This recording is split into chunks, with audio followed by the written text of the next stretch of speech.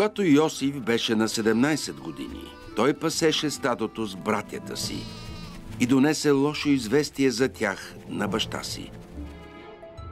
Израил обичаше Йосиф повече от всичките си деца, защото той беше син на неговата старост. Израил му направи шарена дрежка с дълги ръкави. Когато братята му видяха, че баща им го обича повече от всички тях, те започнаха да мразят Йосиф и дори не можеха да говорят с него спокойно. Йосиф сънува сън. И когато разказа на братята си за съня си, те го намразиха още повече. Слушайте, чуйте съня, който видях. Връзвахме снопи на полето, когато изведнъж моят сноп стана сам и се изправи. Тогава вашите снопи се наредиха около моя и му се поклониха. Братята му казаха: Ще ни управляваш ли? Да, ти със сигурност ще станеш наш цар. И го намразиха още повече заради съня му и заради това, което беше казал. Йосиф видя друг сън и отново го разказа на братята си. Сънувах друг сън.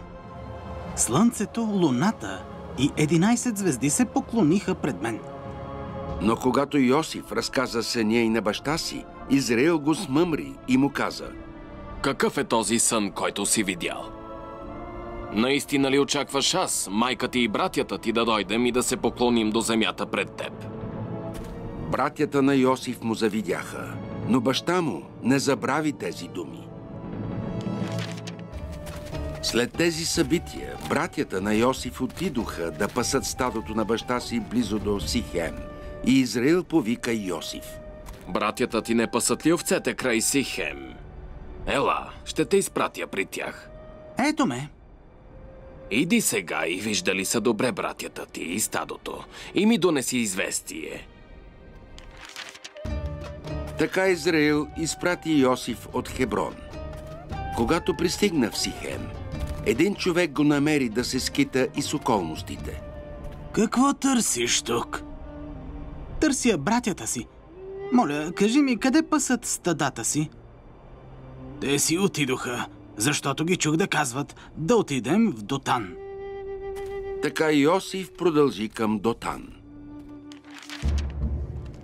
Когато братята на Йосиф го забелязаха в далечината, още преди да беше пристигнал, те се наговориха да го убият. Вижте, ето идва този съновидец. Да го убием и да го хвърлим в рововете и да кажем, че диво животно го е изяло. Тогава ще видим какво ще излезе от сънищата му.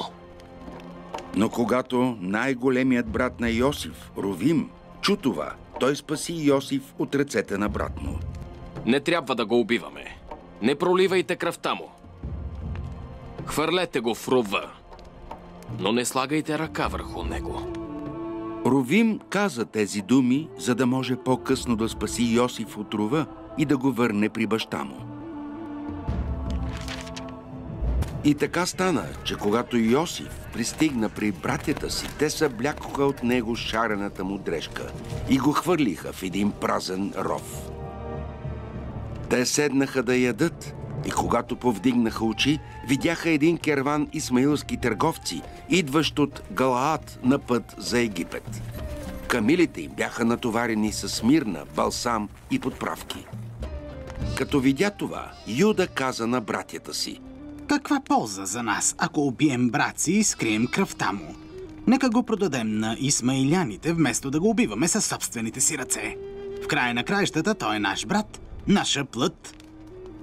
Братята на Юда го послушаха и когато търговците минаваха, извадиха Йосиф от рова и им го продадоха за 20 сребърника. След като купиха Йосиф, исмаиляните го отведоха в Египет. По-късно, когато Ровим се върна при рова, където беше хвърлен Йосиф и видя, че е празен, той разкъса дрехите си в агония и се върна при братята си. Момчето го няма. Какво да правя аз сега? Затова те взеха шарената дрежка на Йосиф, убиха един млад козел и натопиха дрежката в кръвта му. След това занесоха дрежката на баща си и казаха: Намерихме тази дрежка. Знаеш ли дали е дрежката на сина ти или не? Яков веднага разпозна шарената дрежка и извика: Това е дрежката на сина ми. Див звяр го е нападнал. Йосиф без съмнение е бил разкъсан на парчета. Яков раздра дрехите си, сложи вретище около кръста си и оплаква сина си много дни. Въпреки че всичките му синове и дъщери се опитваха да го утешат, той отказа да бъде утешен. Не, ще отида в гроба, оплаквайки сина си. Междувременно в Египет търговците продадоха Йосиф на Петефрий, служител на фараона и началник на телохранителите.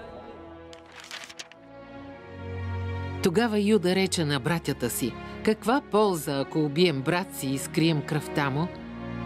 Елате, да го продадем на исмаиляните, наша ръка да не се вдигне срещу него, защото е наш брат, наша плът. И братята му го послушаха. И когато мадиамските търговци минаваха, извлякоха и извадиха Йосиф от рова и продадоха Йосиф на исмаиляните за 20 сребърника, а те заведоха Йосиф в Египет. Битие, глава 37, стихове от 26 до 28.